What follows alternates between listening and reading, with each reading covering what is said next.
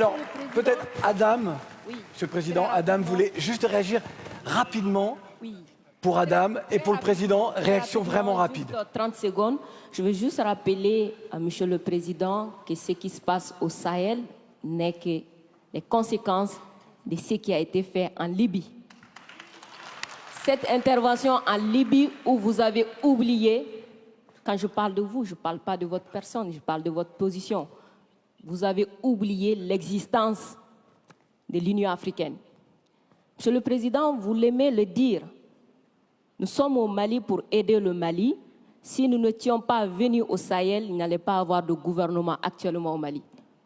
J'ai envie de vous dire que si ce n'était pas les Africains, il n'allait pas avoir de France aujourd'hui. Nous sommes liés, nous sommes liés, nous sommes liés. Arrêtez de dire que vous êtes venus nous aider. Non, parce que le terrorisme ne menace pas que le Mali. Vous êtes aussi menacés. Arrêtez de nous culpabiliser sur une position de victime. Mais Adam, je ne Non. vous culpabilise pas. Non, Monsieur mais le Président, veux je juste n'ai vous pas dire, terminé. Je ne vous culpabilise pas. J'ai J'essaie de restaurer justement un dialogue réciproque et de respect. Oui.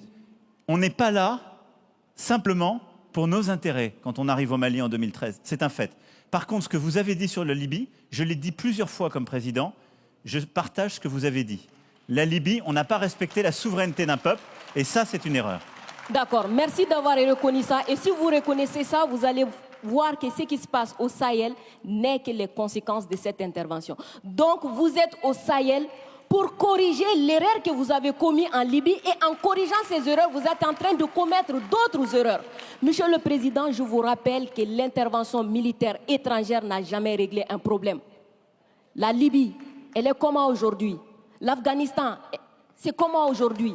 Donc l'intervention militaire ne va pas arranger les choses. Je ne voudrais pas que mon pays soit comme la Libye. Prenez votre responsabilité et surtout arrêtez de dire que nous sommes là pour vous aider. Non, vous n'êtes pas là pour nous aider. On est ensemble. On a un ennemi commun.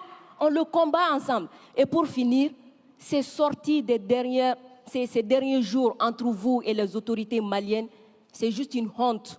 Parce que c'est une honte. Vous avez le même ennemi et l'ennemi, il est grandi. L'ennemi, il prend de l'ampleur Adam, dans ça. dites-leur. Faites-moi plaisir. Dites-leur.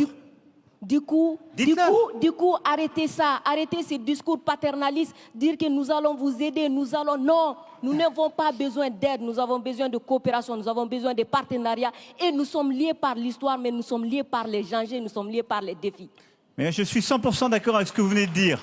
Mais après, vous ne pouvez pas me dire, vous ne pouvez pas couvrir les propos inacceptables qui ont été tenus par des gens qui, eux, n'ont ni la légitimité ni la légalité pour eux. Or, ils ont tenu des propos inacceptables. Non, mais je vous le dis.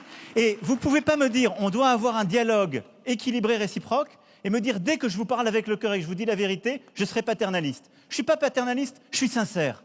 J'ai droit à la même sincérité que vous. Me demandez pas, dès que je dis la vérité, je serai paternaliste. On ne va jamais s'en sortir.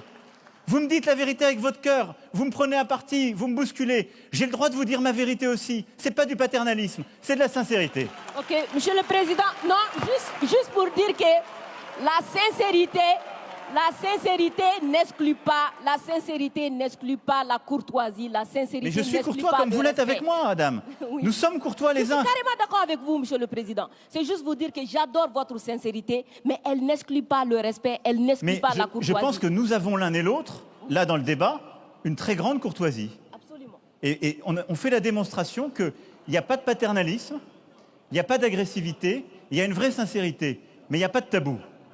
Et ce que vous avez décrit sur ce qu'on fait au Sahel, c'est exactement ça. Moi, je ne pense pas que l'intervention militaire soit l'alpha et l'oméga. Je pense le contraire.